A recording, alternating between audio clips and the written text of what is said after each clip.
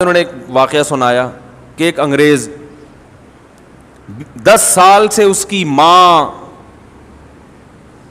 Hospital میں admit ہے, بیمار ہے. 10 سال میں ایک مرتبہ بھی اپنی ماں کو دیکھنے نہیں گیا,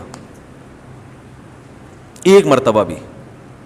جس دن انتقال ہوا ہے اس دن تھوڑا سا آنکھوں میں آنسو آئے اور کہا کہ مجھے غم ہے کہ میری والدہ دنیا سے چلی گئیں, اور آفس میں ایک سیکنڈ کے لیے بھی لیٹ نہیں ہوتا تھا. بات آ رہی ہے سمجھ میں؟ میں نے پچھلے بیان میں ایک واقعہ سنایا تھا نا, جو لوگ غیر مسلموں کی بڑی تعریفیں کرتے ہیں, وہ ایک مشہور فتنہ ہے, ابھی کیا بار بار نام لوں. انہوں نے بڑی گوروں کی تعریف کی ہے کہ انگریز اگرچہ ان میں زنا بھی ہے, ہاں گے سیکس کا رواج بھی آ رہا ہے, اور ٹھیک ہے کچھ برائیاں ہیں, لیکن پھر بھی بہت سی چیزوں میں ہم سے بہت اچھے ہیں. پھر اپنے معاشرے کی برائیاں پیش کی. ہمارے ہاں کوئی برقعے میں بھی خاتون جا رہی ہوگی نا, بیچاری کا چہرہ کھلا ہوا ہو تو لوگ گھر تک پہنچا کے آتے ہیں, اتنے ٹھرکی ہیں بد نظری میں. وہ کسی کا دل نہیں دکھاتے انگریز. ہم تو صبح شام لوگوں کو ٹھگتے ہیں, وہ یہ کرتے ہیں, وہ یہ کرتے ہیں, وہ آفس ٹائم پہ آتے ہیں وغیرہ وغیرہ.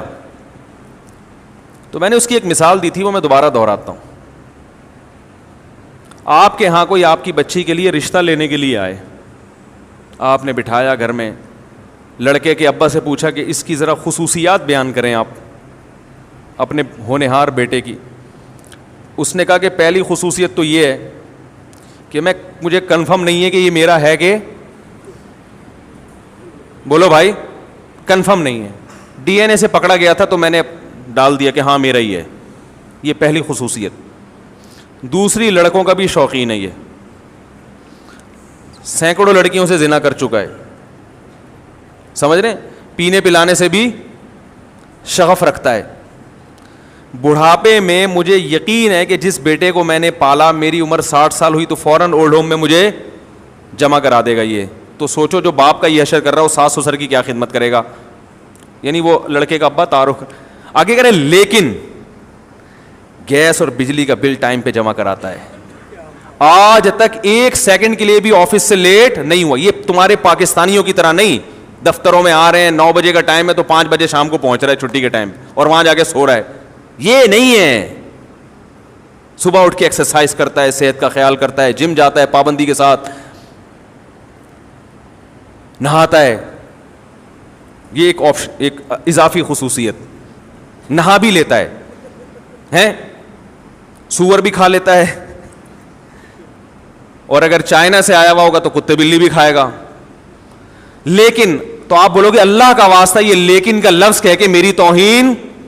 لیکن کا مطلب یہ تو نا اب خصوصیات شروع ہو رہی ہیں, اب ان کی خوبیاں.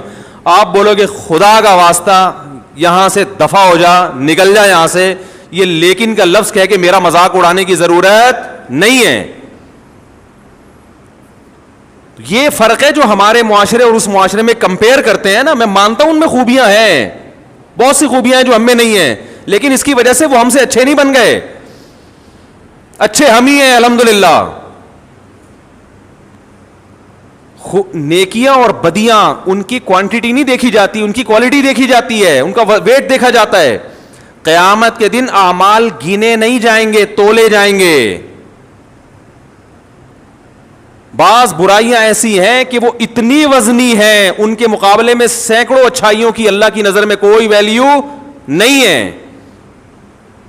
اور یہ جو ہم آفس لیٹ پہنچتے ہیں تو ہمارے حکومت کا نظام خراب ہے, ان کے سسٹم صحیح ہے کہ دیکھو ان کے پاس خوش ہونے کے لیے کوئی چیز ہے ہی نہیں. میں جہاں بھی دنیا میں میرا جانا ہوا کسی تفریحی مقام پہ گیا ہوں, اس میں مسلمانوں کا ریشو 1% ہوتا ہے, 99% غیر مسلم ہوتے ہیں. تو میں یہ ساری قوم ہی ہر وقت ساحل سمندر پہ, ہر وقت تفریح گاہوں میں, وجہ اس کی یہ کہ ان کو بیچاروں کو گھر میں سکون نہیں ہے. ان کو سکون کے لیے پکنک پوائنٹ جانا ہے, دنیا میں ہر جگہ گھومنا ہے. ہمیں گھروں میں سکون حاصل ہے. ہم تو کہیں تفریح کے لیے سوات مردان بھی جائیں تو 1 ہفتے سے زیادہ وہاں بھی آدمی کہتا بھاگو گھر کی طرف. گھر میں سکون ہے الحمدللہ. بتاؤ ایک آدمی زیادہ تر وقت گھر سے باہر رہتا ہے اور کبھی کبھار گھر میں بھی آ جاتا ہے, حاضری دے دیتا ہے, تو اس کی علامت ہے نا کہ گھر میں اس کو سکون نہیں مل رہا.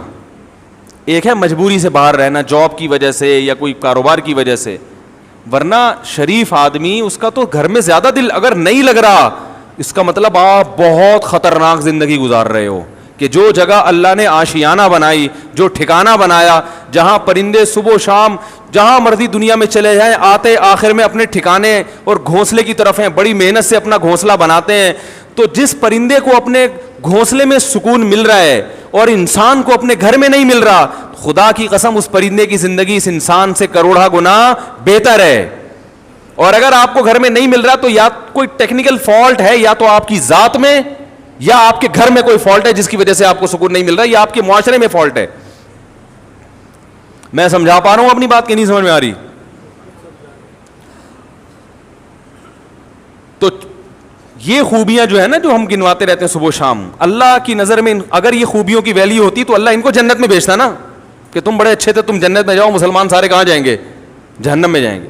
ہمارا والا اگر کرپشن کر رہا ہے تو وہ بھی اپنے بوڑھے باپ کے لیے کر رہا ہے, بیوی بچوں کے لیے کر رہا ہوتا ہے, کسی اور کو کھلانے کے لیے کر رہا ہوتا ہے.